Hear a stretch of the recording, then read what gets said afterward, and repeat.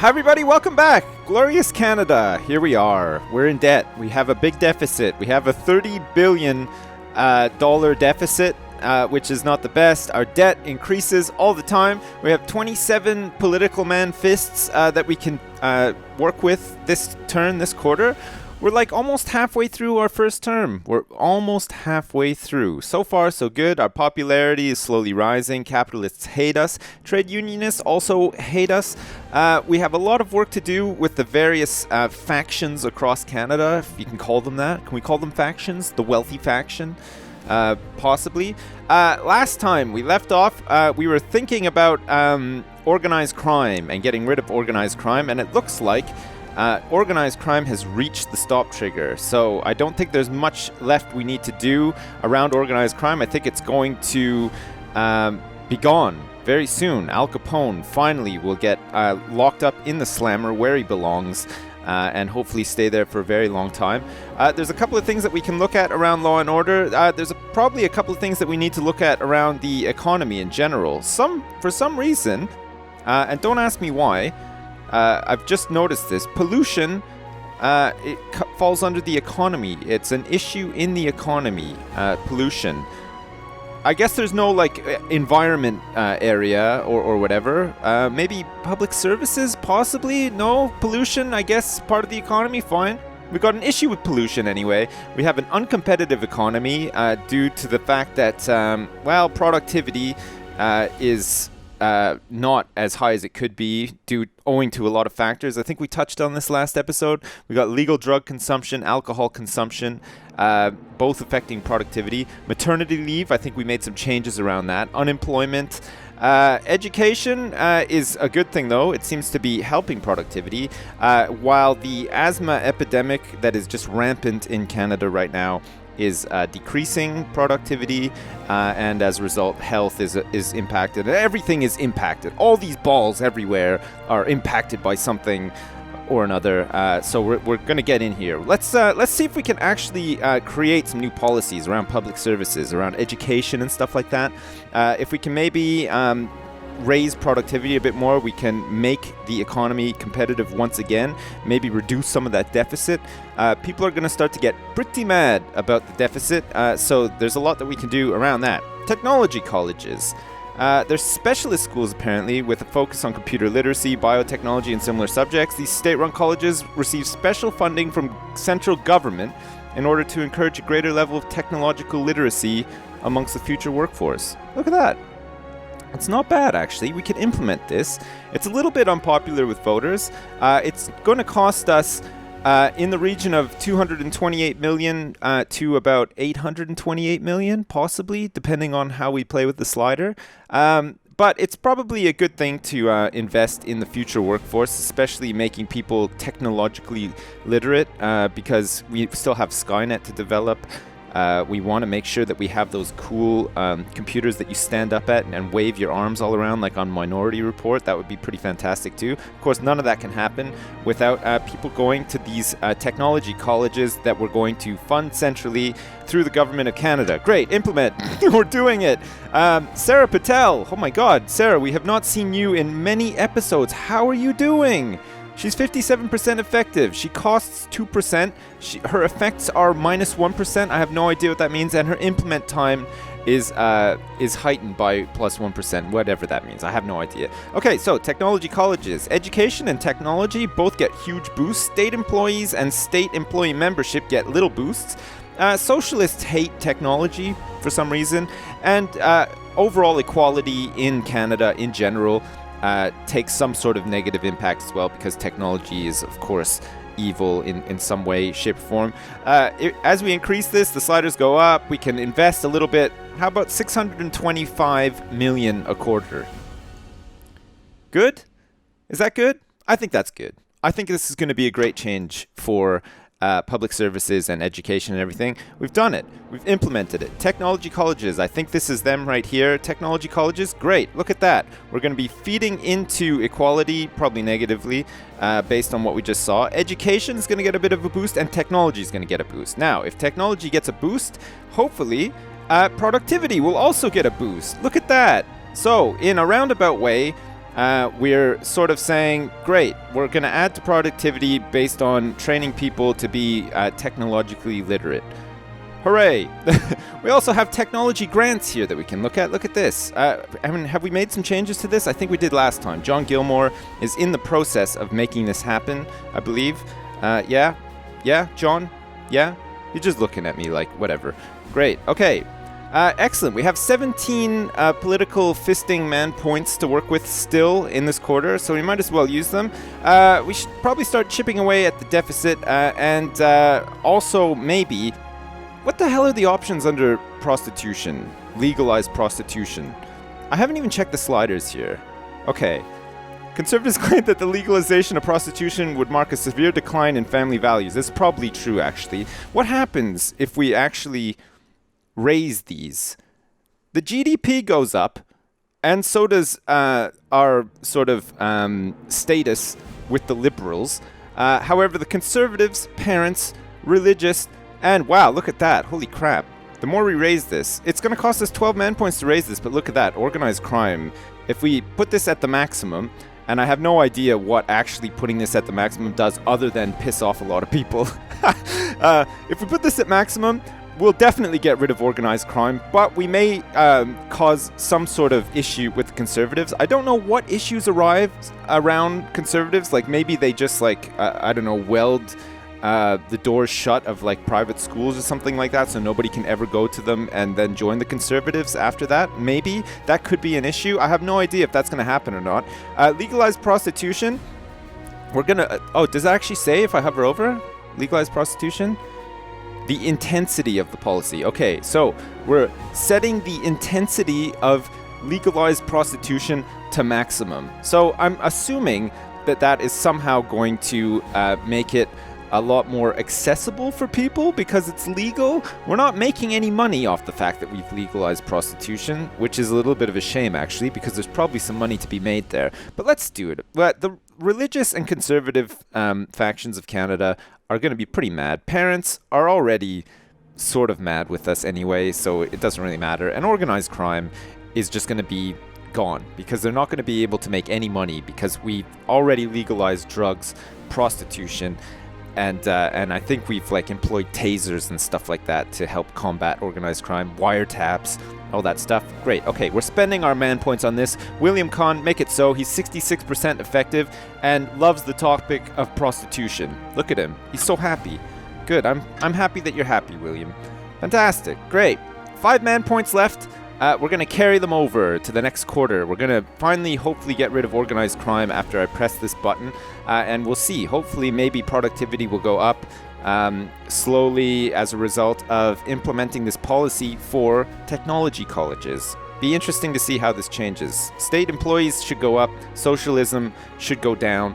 Socialists are already fairly happy with us, though, so we can afford to do that. And actually, most people look at the... where are the conservatives? Oh, look at that. They're like in the middle happy with us. They're going to be pissed about the legalized prostitution stuff, but it's fine. I think we can afford it. Fine. We're done. We've misinterpreted the Constitution once again. It's fine. Look at this. We got an achievement. A chief has been achieved in Canada today.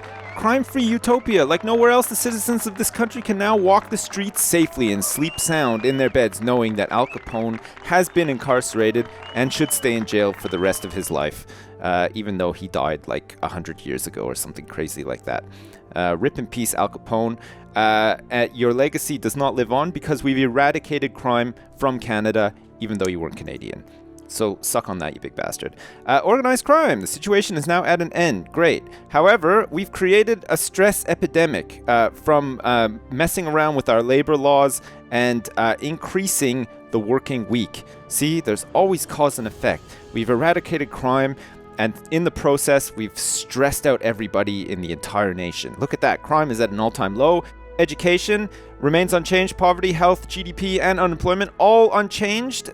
We didn't get any boost in education from that last policy change, but it might take a little while for it to take, as it were. The global economy is doing okay, and we are in neither a boom nor bust cycle. That's the economic forecast. The budget report says that we're still in BBB. Our credit rating is worryingly just BBB. I have no idea what that is.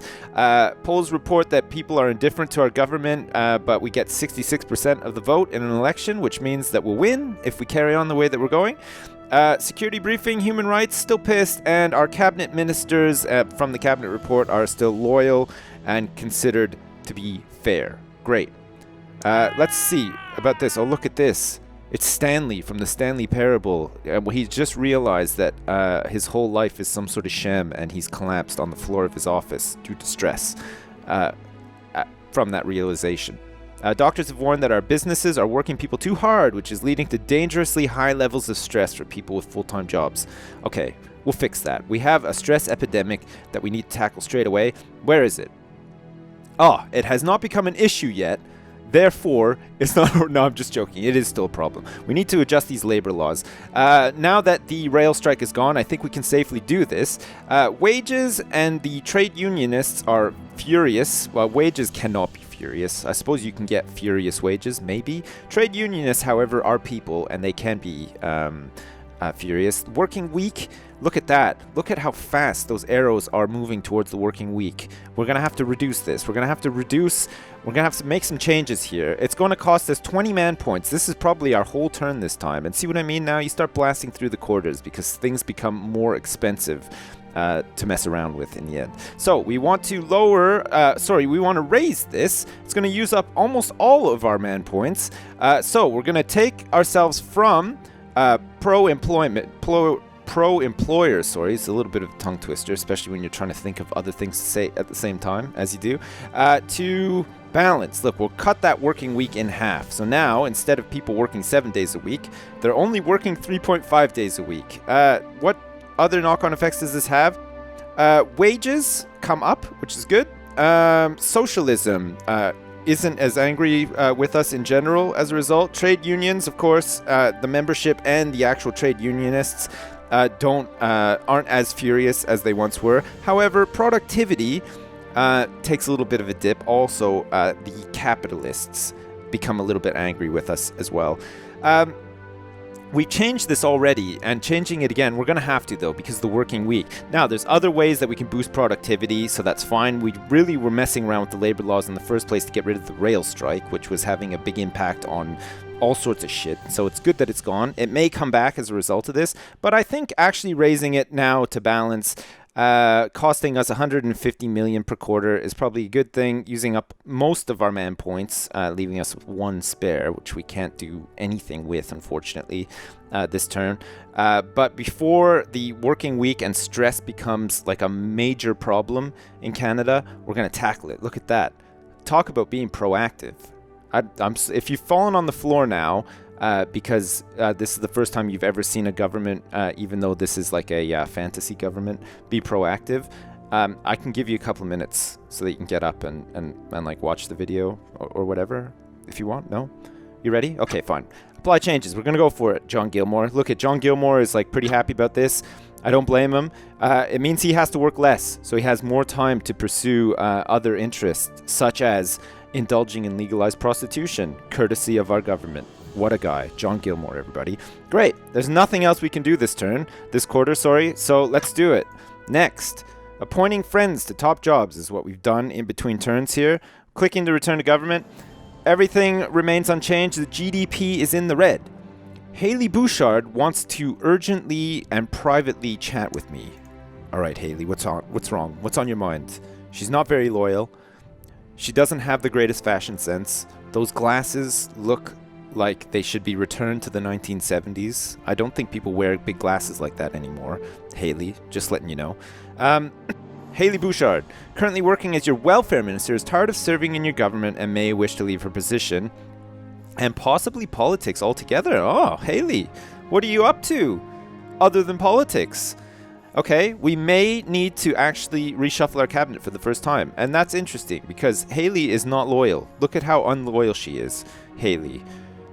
Jeez. Okay, we'll get rid of her and we'll hire somebody else who has more oomph to them for the job of welfare minister. All right, Haley. Thanks for letting me know that you want to leave politics. Even though you're unsure at the moment, I'm still going to fire your ass because if there's one thing I don't like, that's people not being loyal. So there you go. Appoint a senior judge. There's an urgent policy question that requires your immediate attention. Let's do it. Who do we want to appoint? We have 2 judges here. One is a strong supporter of human rights, and the other one is a household name thanks to her many famous rulings concerning violent crimes and her often outspoken views on the harsh sentences that she feels should be applied to thieves, muggers, and shoplifters. So basically, Olivia Cote, or Cote, possibly, maybe it's just missing the accent, Cote, should we call her Olivia Cote, hangs shoplifters in public, akin to medieval ages and public floggings and stoning and stuff like that. So we probably don't want to appoint her. Look at this guy, human rights, making many landmark rulings in favor of individuals' rights and liberties. He is also seen as being strongly pro-consumer and not afraid to challenge large corporations.